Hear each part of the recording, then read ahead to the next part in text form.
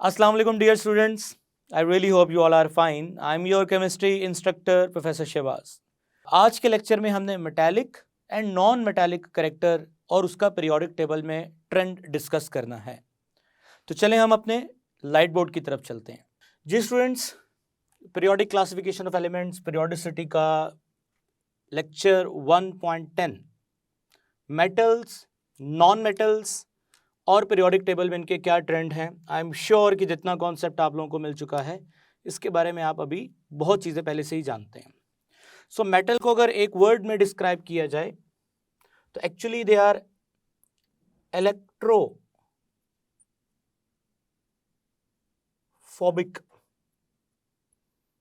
Electrons से इनको नफरत है। फोबिक किसी चीज़ से नफरत, उसे फोबिया बोलते हैं। इलेक्ट्रॉन फोबिक यानी इनको इलेक्ट्रॉन नहीं चाहिए, इलेक्ट्रॉन लूज करते हैं। और इनके कंट्रास्ट में अगर नॉन मेटल्स की बात की जाए तो they are electrophilic, electro loving. इनको इलेक्ट्रॉन्स पसंद है, इलेक्ट्रोफिलिक है। अब दोबारा आते हैं मेटल्स पे। जो इलेक्ट्रोफोबिक होता है उसका दूसरा नाम होता है इलेक्ट्रोपॉजिटिव, और जो इलेक्ट्रोफिलिक होता है उसका दूसरा नाम होता है इलेक्ट्रोफिलिक, मतलब इलेक्ट्रॉन चाहता है ये, इलेक्ट्रोनेगेटिव। सो डियर स्टूडेंट, वो एलिमेंट्स जिनकी इलेक्ट्रॉन हासिल करने की एबिलिटी ज्यादा है वो नॉन मेटल्स हैं, और वो एलिमेंट्स जिनकी इलेक्ट्रॉन देने की सलाहियत ज्यादा है वो सारे के सारे मेटल्स हैं। अब चूंकि मेटल्स इलेक्ट्रॉन डोनर हैं, सो ये इलेक्ट्रॉन को डोनेट करने के बाद अपने ऊपर पॉजिटिव चार्ज कैरी करेंगे। Normally they are cations. और अगर मैं नॉन मेटल्स की बात करूं, सो डियर स्टूडेंट्स, मैं सारे का सारा पिंक कलर का जो कंटेंट है वो नॉन मेटल्स के लिए मेंशन करूंगा। पीरियोडिक टेबल में भी नॉन मेटल्स की जगह पिंक से मेंशन है, और ब्लू कलर का जो कंटेंट है वो मेटल्स के लिए मेंशन करूंगा। So dear student, non metals चूंकि इलेक्ट्रॉन लविंग है, ये इलेक्ट्रॉन को पसंद करती हैं। सो इलेक्ट्रॉन अटेन करने के बाद उन पे माइनस चार्ज आएगा। तो नॉर्मली एनाइंस की फॉर्म में आपको जो भी स्पीशीज मिलेंगी वो नॉन मेटल्स होंगी, और केटाइंस की फॉर्म में जो स्पीशीज मिलेंगी वो मेटल्स होंगी। स्टूडेंट्स, अगर एग्जांपल्स की बात की जाए तो sodium, magnesium, aluminium. Sodium lose 1 electron, carry +1 charge. Magnesium lose 2 electron, carry +2 charge. Aluminum lose 3 electron, carry +3 charge. So these species actually they are cations. जी स्टूडेंट्स, अगर मैं इन तीनों मेटल्स को कंपेयर करूं और आपसे पूछूं कि इनमें से कौन ज्यादा स्ट्रॉन्ग मेटल है, यानी किसका मेटालिक कैरेक्टर ज्यादा है और किसका मेटालिक कैरेक्टर कम है, तो इसका जवाब बहुत आसान है। स्टूडेंट्स याद रखिएगा, अभी आपको लास्ट लेक्चर में बताया है मेटालिक कैरेक्टर डायरेक्टली प्रोपोर्शनल होता है ईज टू लूज इलेक्ट्रॉन, जो जितना आराम से इलेक्ट्रॉन निकाल सकता है। सो डियर स्टूडेंट, इलेक्ट्रॉन आसानी से उनमें से निकल सकता है जिनकी आयोनाइजेशन एनर्जी लो है। स्टूडेंट्स, आप लोग जानते हैं sodium, magnesium, aluminium periodic table में ये लेफ्ट से राइट मूव करते हैं, और आप लोग ये बात बेहतरीन तरीके से जानते हैं कि लेफ्ट से राइट साइज डिक्रीज कर रहा है। साइज के डिक्रीज करने से इलेक्ट्रॉन का निकलना मुश्किल होता है। सो इसका मतलब सोडियम के लिए सबसे आसान है इलेक्ट्रॉन निकालना, यानी उसकी आयोनाइजेशन एनर्जी लो है। सो सोडियम की आयोनाइजेशन एनर्जी लो, उसके लिए इलेक्ट्रॉन लूज करना आसान। So dear student, metallic character ज्यादा। एल्यूमिनियम का साइज छोटा है, सो उसकी आयोनाइजेशन एनर्जी ज्यादा, इलेक्ट्रॉन निकालना थोड़ा सा मुश्किल और मेटालिक कैरेक्टर भी कम। सो पता चला लेफ्ट से राइट मूव करने पे मेटालिक कैरेक्टर डिक्रीज करता है। सो लेफ्ट से राइट मूव करने पे मेटालिक कैरेक्टर क्या करता है? डिक्रीज करता है। डियर स्टूडेंट्स, अगर मैं इस तरह से बात करूं, सोडियम, पोटेशियम, रुबिडियम या कैल्शियम, स्ट्रोंशियम, सो आपको पता है कि टॉप टू बॉटम एटम के साइज में सिग्निफिकेंट इंक्रीमेंट आता है। सो इसका मतलब अगर मैं इधर टॉप टू बॉटम बात करता हूं, साइज में इजाफा हो रहा है, यानी कि रुबिडियम के लिए इलेक्ट्रॉन लूज करना आसान है। सो रुबिडियम के अंदर मेटालिक कैरेक्टर ज्यादा है। इसी तरह अगर बात करूं कैल्शियम का मैग्नीशियम से कंपैरिजन करूं, तो कैल्शियम का साइज मैग्नीशियम से बड़ा है। सो कैल्शियम के लिए इलेक्ट्रॉन लूज करना मैग्नीशियम से ज्यादा आसान है। सो कैल्शियम का मेटालिक कैरेक्टर मैग्नीशियम से ज्यादा है। So it is clear, top to bottom in a group metallic character increase.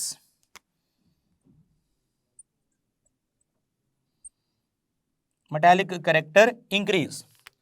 So dear student, ये बात मैच्योर हो चुकी है कि within a group top to bottom move करेंगे, साइज इंक्रीज करेगा, आयोनाइजेशन एनर्जी डिक्रीज करेगी, मेटालिक कैरेक्टर इंक्रीज करेगा।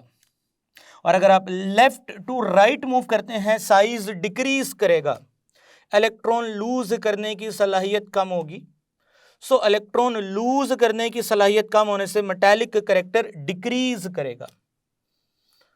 सो डियर स्टूडेंट, मजीद हम मेटल्स के बारे में कुछ और पॉइंट्स डिस्कस करते हैं। स्टूडेंट याद रखिएगा, मेटालिक कैरेक्टर अगर ज्यादा होगा तो उतना ज्यादा ऑक्सीडेशन पोटेंशियल होगा। Actually metal have very good value of oxidation potential, यानी उनको खुद को ऑक्सीडाइज करना आता है। स्टूडेंट्स, जो खुद को ऑक्सीडाइज कर सकते हैं वो बहुत अच्छे रिड्यूसिंग एजेंट होते हैं। सो मेटालिक कैरेक्टर बढ़ने पे रिड्यूसिंग एजेंट की स्ट्रेंथ में भी इजाफा होता है। सो अगर आपको इस तरह से पूछा जाए from top to bottom, oxidation potential increase करेगा मेटालिक कैरेक्टर के इंक्रीज करने से। सो रिड्यूसिंग एजेंट की स्ट्रेंथ में भी क्या होगा? इजाफा होगा। From left to right, metallic character decrease, oxidation potential की वैल्यू डिक्रीज, रिड्यूसिंग एजेंट की वैल्यू भी डिक्रीज करेगी। सो वीक रिड्यूसिंग एजेंट की तरफ जाएंगे। जी स्टूडेंट्स, मेटल के मजीद कुछ पॉइंट्स हैं। They are good conductor of heat and electricity. बिजली के और हीट के ये अच्छे कंडक्टर होते हैं। हीट इनमें से फ्लो करती है due to free available electrons की वजह से।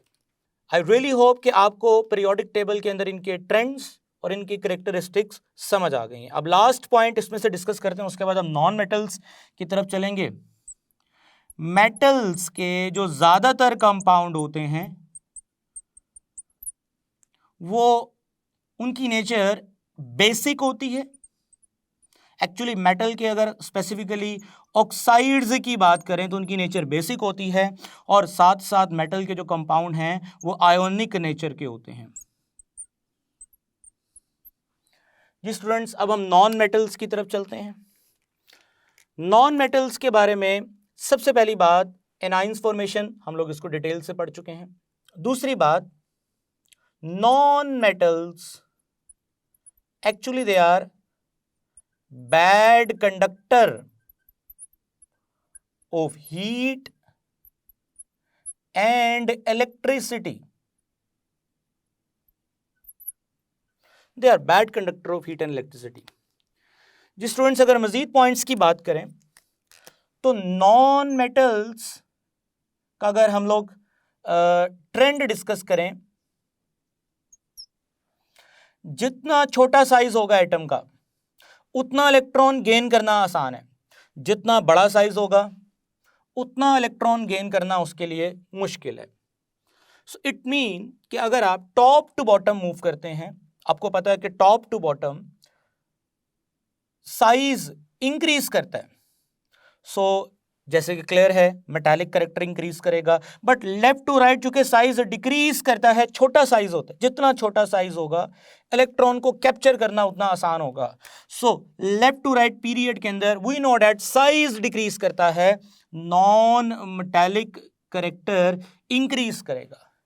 सो ट्रेंड बड़ा सिंपल है, नॉन मेटालिक कैरेक्टर्स का जितना छोटा साइज होगा उतना ज्यादा नॉन मेटालिक कैरेक्टर होगा। अगर मैं आपसे ये पूछूं, dear students, nitrogen, oxygen and fluorine, इनमें से कौन ज्यादा नॉन मेटालिक है? जी students, you know that fluorine have very small size, oxygen have comparatively large और नाइट्रोजन का थोड़ा सा उससे लार्ज है।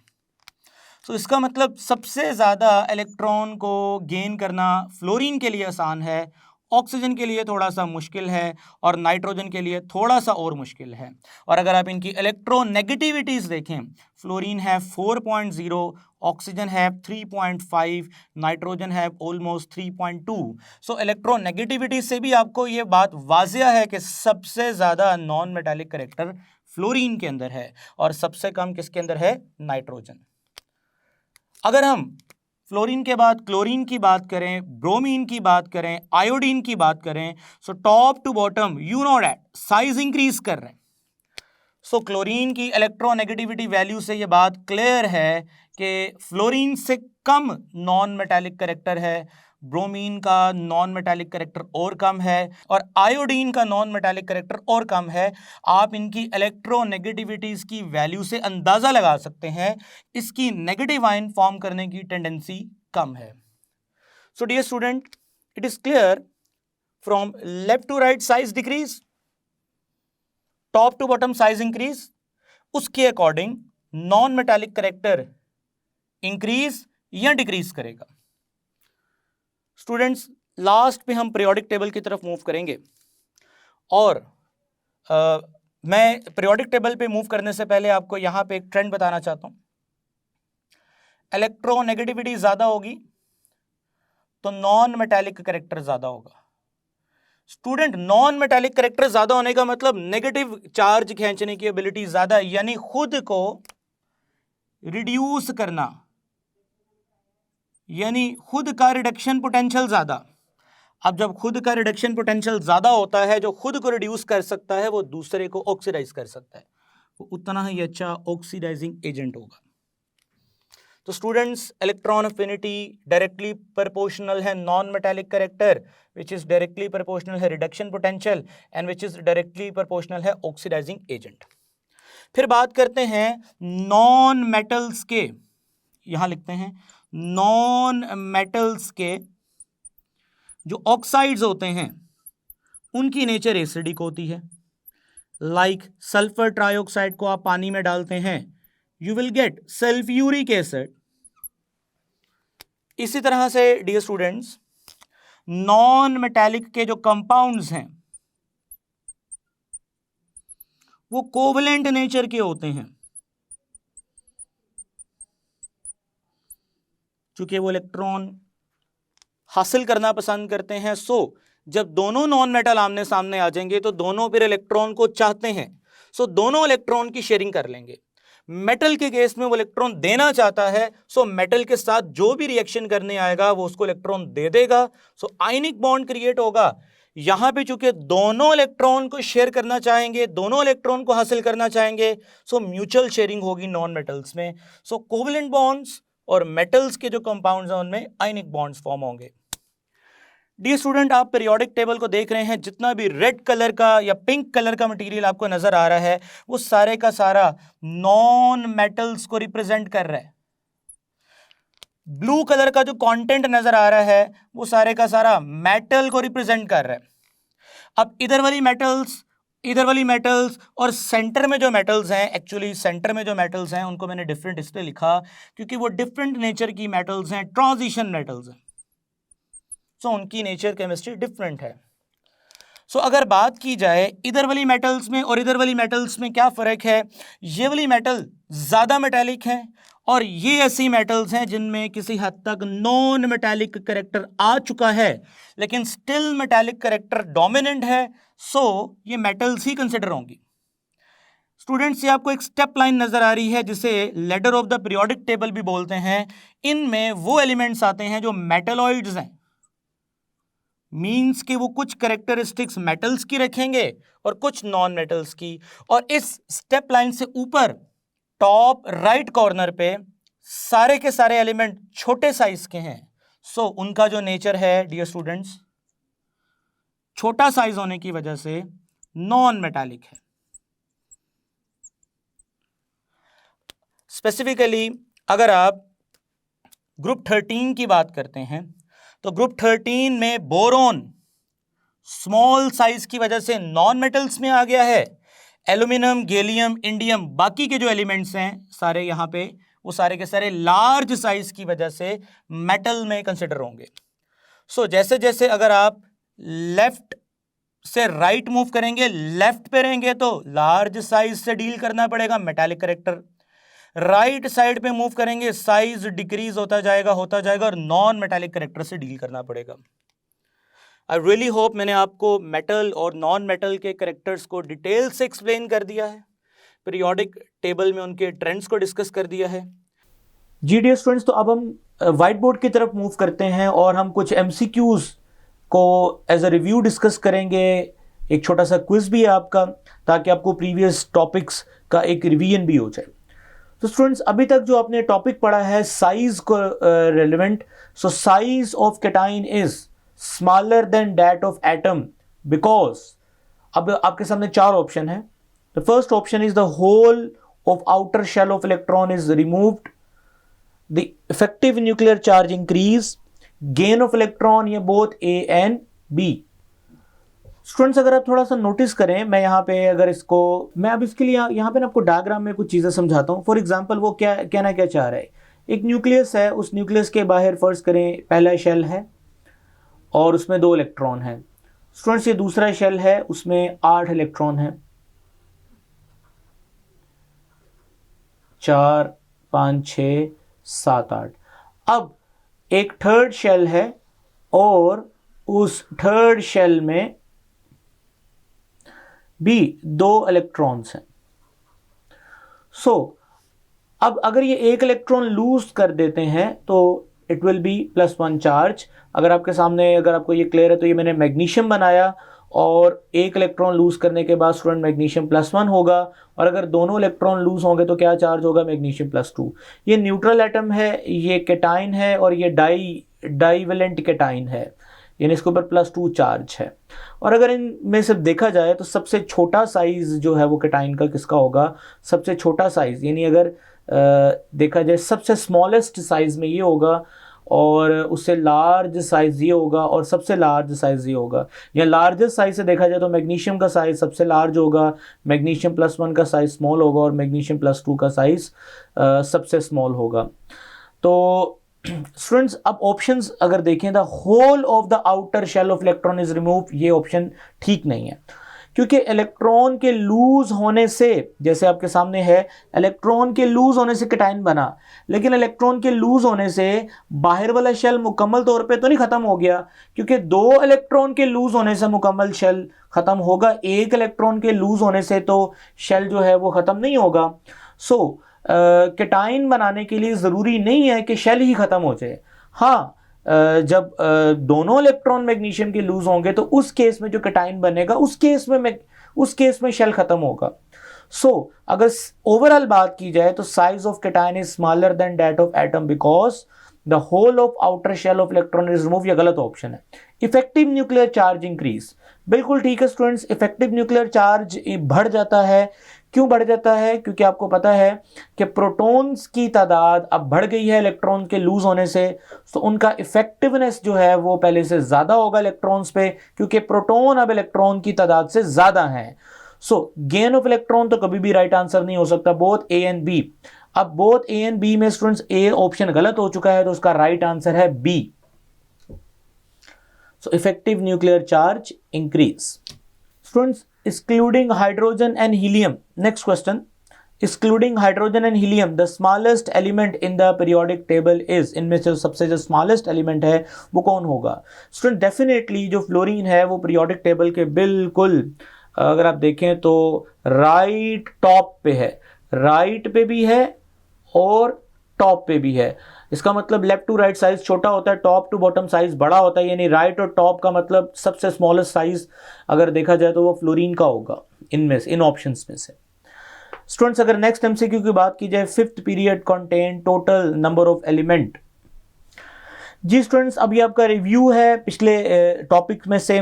फिफ्थ पीरियड में आप लोगों ने पढ़ा था, ये लॉन्ग पीरियड है। अब फिफ्थ पीरियड में स्टूडेंट्स अगर आपको याद हो कौन कौन से ब्लॉक्स कवर होते हैं, एस ब्लॉक कवर होता है, डी ब्लॉक कवर होता है और पी ब्लॉक। एस ब्लॉक के 2 एलिमेंट, डी ब्लॉक के 10 एलिमेंट, पी ब्लॉक के 6 एलिमेंट और टोटल ये 18 एलिमेंट आएंगे। So right answer is 18। Next MCQ है Mendeleev periodic table. Mendeleev periodic table is upset by the fact that students, तो इसमें right पहला ऑप्शन है noble gases do not form compound. चूंकि नोबल गैसेस उस time पे discover नहीं थी तो ये पॉइंट उसके टेबल को अपसेट नहीं कर रहा था। Many elements have several isotope, बिल्कुल ठीक है, बहुत सारे एलिमेंट्स के सेवरल आइसोटोप्स थे। सो चूंकि मेंडलीव का टेबल तो एटॉमिक मास की बेस पे अरेंज किया गया था, तो आइसोटोप्स तो होते ही डिफरेंट एटॉमिक मासेस पे हैं। सो ये वो पॉइंट था जिसने अपसेट कर दिया मेंडलीव के पीरियोडिक टेबल को। So the right answer is B.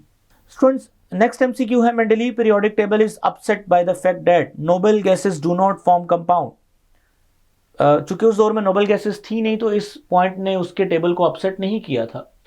Next, many element have several isotope, बिल्कुल ठीक है, बहुत सारे एलिमेंट्स के सेवरल आइसोटोप्स थे जो कि मेंडलीव के टेबल में जो कि एटॉमिक मास की बेस पे अरेंज किया गया था फिट नहीं हो रहे थे। सो इसका राइट आंसर स्टूडेंट्स बनता है many elements have several isotopes. जी students next, the modern periodic table reveal that the elements are. जी स्टूडेंट्स आपके सामने ऑप्शंस हैं। First option arrange in order to increasing atomic weight, बिल्कुल गलत है। एटॉमिक मास यानी एटॉमिक वेट वही नाम है, एक ही चीज के 2 नाम हैं, तो वो तो मेंडलीव का टेबल था। मॉडर्न पीरियोडिक टेबल तो इस बेस पे अरेंज नहीं किया गया था। Taken in a group of 8। अब ये पूरी स्टेटमेंट किसी तरह से इसको इस तरह से जस्टिफाई नहीं किया जा सकता क्योंकि 8 ग्रुप नहीं थे, 18 थे। हाँ 8 थे लेकिन वो सब ग्रुप की शक्ल में थे। Arrange in order of increasing number of proton in nucleus, बिल्कुल ठीक ऑप्शन है सी। स्टूडेंट्स अगर आप ऑप्शन देखें तो अरेंज इन ऑर्डर यानी अरेंज किया गया in order increasing number of proton. Students number of proton जो है उसका दूसरा नाम होता है प्रोटॉन नंबर। एटॉमिक नंबर का ही दूसरा नाम होता है proton number. So increasing number of proton की जगह क्या वर्ड यूज किया गया, atomic number in the nucleus, बिल्कुल ठीक है, न्यूक्लियस में बढ़ते हुए एटॉमिक नंबर की बेस पे हमने टेबल को अरेंज किया था। सो डी को देखें तो न्यूट्रॉन, गलत आंसर है, राइट आंसर है सी। स्टूडेंट्स मूव करते हैं नेक्स्ट एमसीक्यू की तरफ। The law of triad applies of the following set of element. जी student the first option is boron nitrogen carbon. Students अगर आप बोरोन नाइट्रोजन कार्बन को देखें तो ये सबसे पहले तो आपको पता है कि ट्राइएड्स के लिए ज़रूरी क्या था। ट्राइएड्स में आपने ऐसे एलिमेंट्स लेने थे, 3 एलिमेंट्स, ऐसे एलिमेंट्स जैसे बेरिलियम की बात करते हैं, मैग्नीशियम की बात करते हैं, कैल्शियम। सो ये फिजिकल नेचर में सेम हो, फिजिकल स्टेट में सेम हो और इनका जो केमिकल बिहेवियर है वो भी सेम हो। लाइक मैग्नीशियम पे भी +2 मैग्नीशियम, बेरिलियम पे भी +2, कैल्शियम पे भी +2, यानी तीनों पे +2 चार्ज आता है। और अगर आप बात करते हैं सबसे पहले ऑप्शन ए की, तो स्टूडेंट्स बोरोन नाइट्रोजन कार्बन वो फिजिकली भी डिफरेंट है और केमिकली भी डिफरेंट है, तो ट्राइएड की डेफिनेशन पे वो पूरा ही नहीं उतर रहे। सो ऑप्शन ए से तो हम बाहर निकल आएंगे। ऑप्शन सी में आ जाएं, आर्गोन, पोटेशियम, कैल्शियम, अगेन ये फिजिकली भी डिफरेंट है और केमिकली भी इनकी नेचर डिफरेंट है। सो कैल्शियम +2 चार्ज कैरी करता है, पोटेशियम +1 चार्ज कैरी करता है, आर्गोन कोई चार्ज नहीं कैरी करता। सो हम लॉ ऑफ ट्राइएड की डेफिनेशन से बाहर आ जाएंगे। तो स्टूडेंट्स हम इस ऑप्शन से बाहर आ जाएंगे क्योंकि ये similar physical and chemical behaviour में नहीं आता। इसी तरह से स्टूडेंट्स सेलेनियम, टेलेनियम एंड आर्सेनिक जो है ये भी डिफरेंट ग्रुप से बिलोंग करते हैं, केमिकली फिजिकली डिफरेंट है। सो इन तीनों को हम आउट कर देंगे तो हमारा राइट आंसर बनेगा ब्रीलियम, मैग्नीशियम एंड कैल्शियम, क्योंकि एक तो ये सिमिलर फिजिकल बिहेवियर रखते हैं और सिमिलर केमिकल बिहेवियर रखते हैं। और ट्राइएड में होता क्या है कि फर्स्ट एलिमेंट का जो एटॉमिक मास था, अगर आप ब्रीलियम का याद रखें तो वो 9 है। स्टूडेंट्स जिस तरह कैल्शियम का याद रखें तो वो 40 है। 40 और 9 को अगर आप प्लस करें तो ये इट विल गिव 49, और 49 को अगर आप 2 पे डिवाइड करें तो अराउंड 24 आंसर आता है। सो मैग्नीशियम का स्टूडेंट्स एटॉमिक मास जो है वो 24 है, यानी मिड वाले का atomic mass first and second last वाले के एवरेज के बराबर होता है। सो राइट आंसर है B.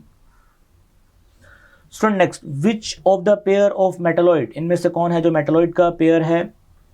Ji students, arsenic and antimony जो है ये मेटलॉइड्स के पेयर हैं। आगे चलते हैं। नेक्स्ट हमारे पास the element placed on the extreme right of the periodic table. Extreme right पे जो है वो आपको पता नॉन मेटल्स होती हैं, सो हम यहाँ पे राइट आंसर लगाएंगे नॉन मेटल्स। जी, in Mendeleev periodic table zinc, cadmium and mercury were placed with alkaline earth metal. अगर आपको याद हो, जिंक, कैडमियम, मर्करी को हमने अल्कलाइन अर्थ मेटल यानी सेकंड ग्रुप के साथ प्लेस किया हुआ था। So alkaline earth metal. इंशाल्लाह नेक्स्ट लेक्चर में हम मिलेंगे, तब तक के लिए मुझे इजाज़त दें। टेक केयर, अल्लाह हाफिज़।